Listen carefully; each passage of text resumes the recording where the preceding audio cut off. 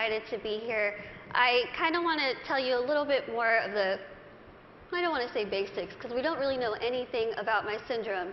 I was born with this very, very rare syndrome that only 2 other people in the world, including myself, that we know of, have.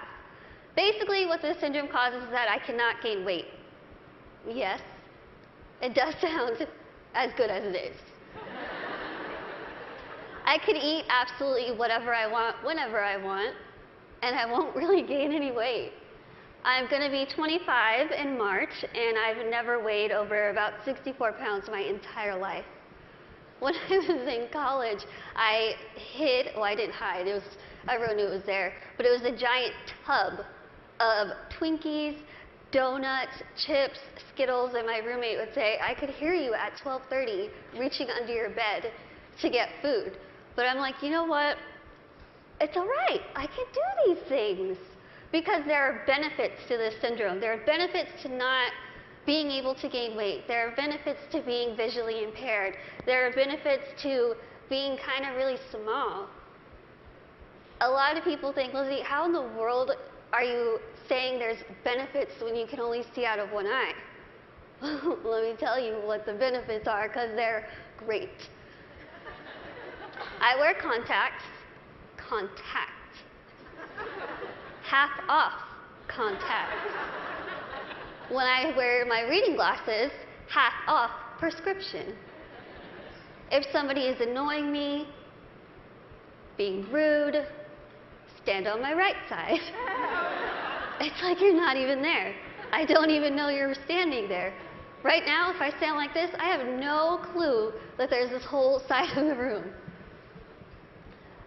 Also, being small, I am very willing to volunteer myself to go to Weight Watchers, go to some gym and say, hi, I'm Lizzie.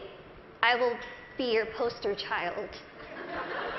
Put my face on whatever you need and I will say, hi, I use this program. Look how well it worked. Even though there are really amazing things that have come from this syndrome, there are also things that have been very, very difficult, as you can imagine. Growing up, I was raised 150% normally.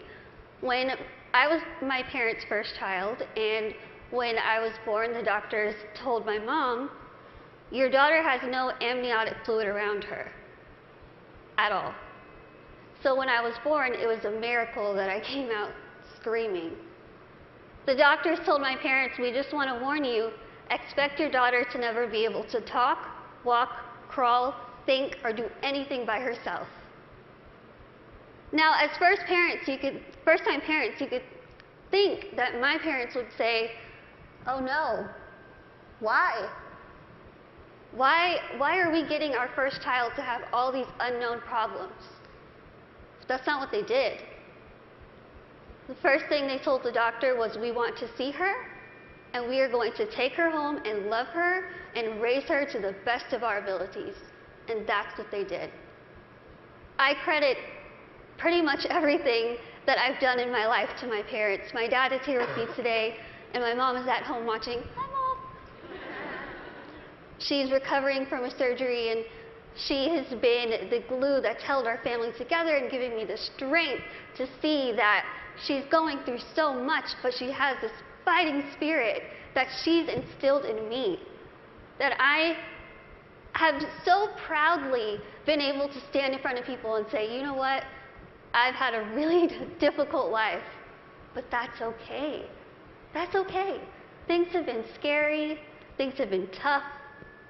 One of the biggest things that I had to deal with growing up was something that I'm pretty sure every single one of us in this room has dealt with before. Can you guess what that is? Starts with a B. Can you guys guess it? Boys. Boys? Bullying. I know what y'all are thinking. I should have come. Why couldn't I sit here with them? I had to deal with bullying a lot, but as I said, I was raised very normally. So when I started kindergarten, I had absolutely no idea that I looked different. No clue. I couldn't see that I looked different from other kids. I think of it kind of as a big slap of reality for a 5-year-old because I went into school first day decked out in Pocahontas gear. I was ready. I went in with my backpack that looked like a turtle shell because it was bigger than me, and I walked up to a little girl, I smiled at her. She looked up at me like I was a monster, like I was the scariest thing she'd ever seen in her life. My first reaction was, she is really rude. I am a fun kid and she's the one missing out, so I'll just go over here and play with blocks or boys. I thought the day was going to get better, and unfortunately it didn't. The day kind of got worse and worse, and a lot of people just wanted to have absolutely nothing to do with me, and I couldn't understand why. Why? What did I do? I didn't do anything to them. In my mind, I was still a really cool kid. So I had to go home and ask my parents, what's wrong with me? What did I do? Why don't they like me? And they sat me down and they said, Lizzie, the only thing that's different about you is that you're smaller than the other kids. You have this syndrome, but it's not going to define who you are. They said, go to school, pick your head up, smile, continue to be yourself, and people will see that you're just like them. And so that's what I did. I want you to think and ask yourself this in your head right now. What defines you? Who are you? Is it where you come from? Is it your background? Is it your friends? What is it? What defines who you are as a person? It's taken me a very long time to figure out what defines me. For so long, I thought what defined me was my outer appearance. I thought that my little tiny legs and my little arms and my little face was ugly.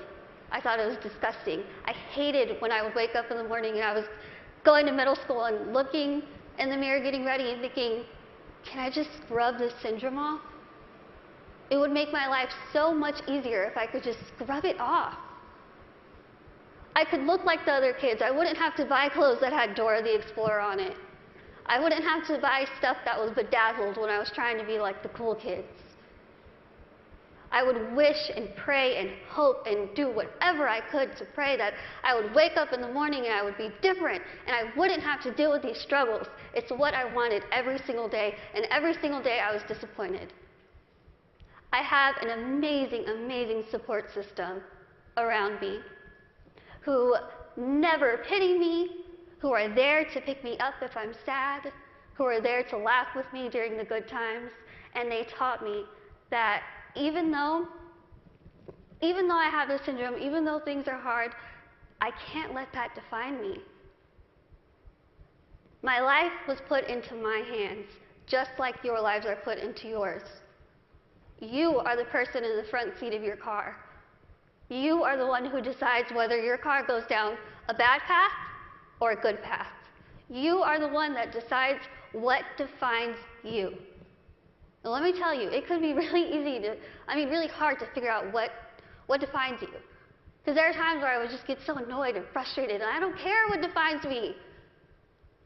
When I was in high school, I found a video, unfortunately, that somebody posted of me labeling me the world's ugliest woman. There were over 4 million views to this video, 8 seconds long, no sound, thousands of comments, people saying, Lizzie, please just do the world a favor, put a gun to your head and kill yourself. Think about that. If people told you that, strangers told you this. I cried my eyes out, of course, and I was ready to kind of fight back, and something kind of clicked in my head, and I thought, I'm just going to leave it alone. I kind of started realizing that my life is in my hands. I could either choose to make this really good, or I can choose to make this really bad. I could either be grateful and open my eyes and realize the things that I do have and make those the things that define me. I can't see out of one eye, but I can see out of the other. I might get sick a lot, but I have really nice hair. Thanks. You guys are like the best little section right here. I lose my train of thought. Okay, where was I? Hair. Okay, thank you. Okay. So I could either choose to be happy or I could choose to kind of be upset with what I have and still kind of complain about it. But then I started realizing, am I going to let the people who called me a monster define me? Am I going to let the people who said kill it with fire define me? No. I'm going to let my goals and my success and my accomplishments be the things that define me, not my outer appearance, not the fact that I'm visually impaired, not the fact that I have this syndrome that nobody knows what it is. So I told myself I'm going to work my butt off and do whatever I could to make myself better, because in my mind, the best way that I could get back at all those people who made fun of me, who teased me, who called me ugly, who called me a monster, was to make myself better and to show them, you know what? Tell me those negative things, I'm going to turn them around and I'm going to use them as a ladder to climb up to my goals. That's what I did. I told myself I wanted to be a motivational speaker, I want to write a book, graduate college, have my own family, my own career. 8 years later, I'm standing in front of you still doing motivational speaking. First thing, I accomplished it. I wanted to write a book. In a couple weeks, I will be submitting the manuscript for my 3rd book.